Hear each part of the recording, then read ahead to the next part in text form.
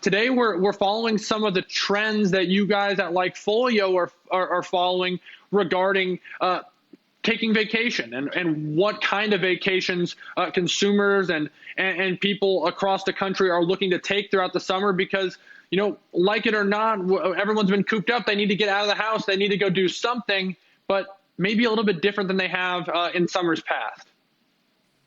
Yeah, I think last week we started to touch on this a little bit, and Kevin brought up a really good point of this theory that people are staying a little bit more local. And what we're seeing in our data is we're seeing mentions of people taking road trips specifically. So talking about driving to a location, those mentions are pacing about 74% higher than the same time last year. So there's definitely an uptick there. I think that that's a little bit of a shift in behavior. Whenever we look at people talking about booking flights, obviously, those mentions are down in comparison. So you've got less people flying, you've got more people driving to these locations, and there is a local element to it. We sliced and diced to try to isolate the mentions of people who specifically said that they were staying close to home, and there is an elevated number of that. I think about 17% higher year over year. You can see that uptick, especially into May and June. So I think this is just something that we're, keeping a pulse on to say, okay, what brands and companies should we be watching as consumers shift their travel behavior a bit for more local and drivable destinations? Yeah, Megan, this is fastly and quickly becoming my favorite segment of the summer as we monitor people getting out of their house and getting back on the road. And all you have to do, Megan, is look at the data, right? There's obviously the airline industry's coming back, but it's not coming back anywhere close to where it was and where you would think international travel still basically closed. The U.S.-Canada border is basically closed now through they're going to recheck it like mid-July, so the U.S.-Canada border's closed.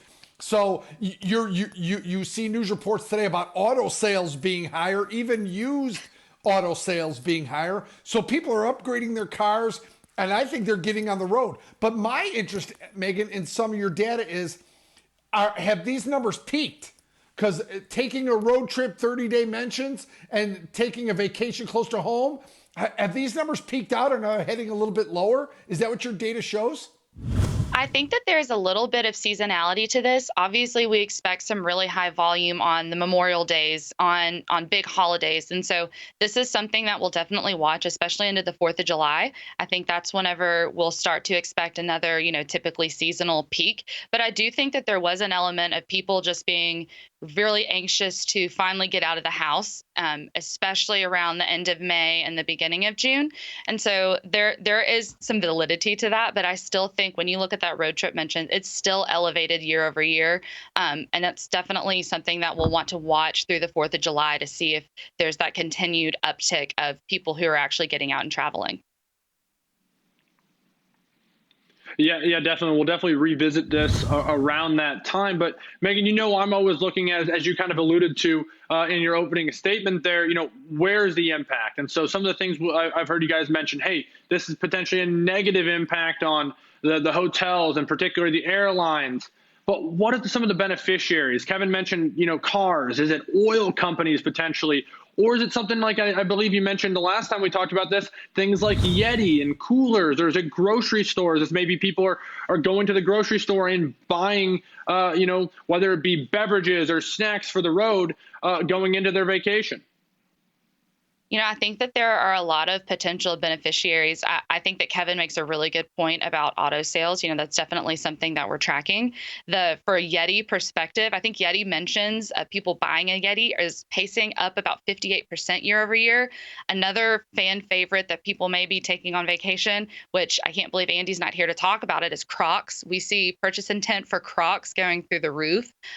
We're watching purchase intent around Spotify and Apple Podcasts. So maybe people listening to podcasts while they're driving.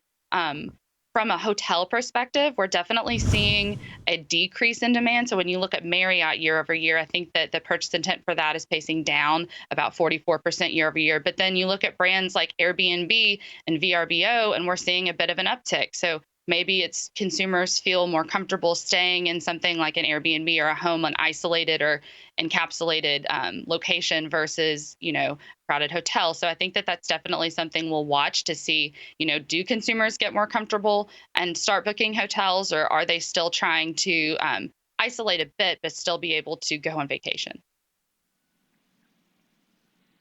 Yeah, and I want to get your take on that in just a second here about where those trends might be going. But Kevin, I want to bring you back in the conversation as well. And so what I'm hearing is, this might just be a genuine trend shift from hotels, from going on airplanes, at least for the time being, to more personalized traveling. Keep to your immediate family, keep to your social circle, get in the car, drive out, rent a home, keep it just to your group, whatever that might be. My question to you, Kevin, is this maybe eating into some of that pent up demand for travel then? So, we know that everyone wants to get out of the house and wants to go do things. Is this going to maybe, take away from, hey, we keep saying everyone's going to go to Disneyland when it reopens, to Disney World when it reopens. But if everyone goes on road trips and they get that travel bug, out of them, are they still going to go on those, those cross country trips? Are they still going to go want to get on a cruise ship in 3, 4, 5, 6, 12 months when they're able to? Yeah, I think the focus for this summer is domestic versus international. I think it could be a very binary choice. If you go to Europe, if you go to Ireland, if you go to Italy, you know what their economies depend on? Americans. You ask any of those people that work in those towns and live in these towns in Ireland, and you ask them, what's the number one thing that your economy needs? He points back at you and says, we need the Americans to come here and spend money. That's what they're, so what may be hurting is international travel. What may be doing better is actually local American domestic travel. So hotels maybe locally versus international, travel locally versus international. So I think that's where the measurement has to be. As Americans want to travel, they want to do something, but it may be a local road trip versus Europe for the summer or anywhere like that. No, I think it's a point that can't be, understated. If you're going to get on a plane, you're more likely to fly from Chicago to, Los Angeles than maybe Chicago to Munich right now. But sure, Megan, as we tie this all back together here, I want to come back to this idea of the hotels versus the Airbnb and companies like Airbnb. This was already a trend that was disrupting the hotel space significantly before all this going on. And, slowly, whether it was city regulations or whatever it might be, things that help hotels out. Well, when I think of hotels, I think of big conventions. I think of business travel, and less the more things go on of kind of just road trip and regular everyday people going on vacation. That trend seems to be shifting towards Airbnb, and this is only going to accelerate that if you're worried about safety and exposure to some type of a virus. And without the travel from businesses and conventions, how do hotels survive this?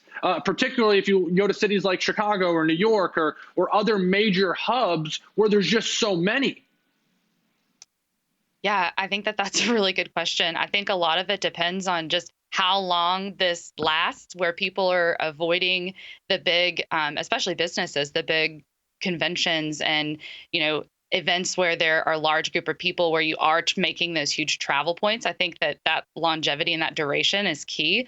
I think that from our data, we're looking at just, especially whenever you're talking about the VRBO and the Airbnbs, your consumer, your personal travel. And so from a personal travel perspective, this is definitely something like an adoption spark, I think, that you see people were already kind of switching to this and dabbling in this. And maybe now you see an onboarding and people who are definitely more comfortable for this. But I think from long term, if you're looking at the health of these hotels and these larger names, it really comes down to, how long are businesses avoiding travel and when can things open back up again?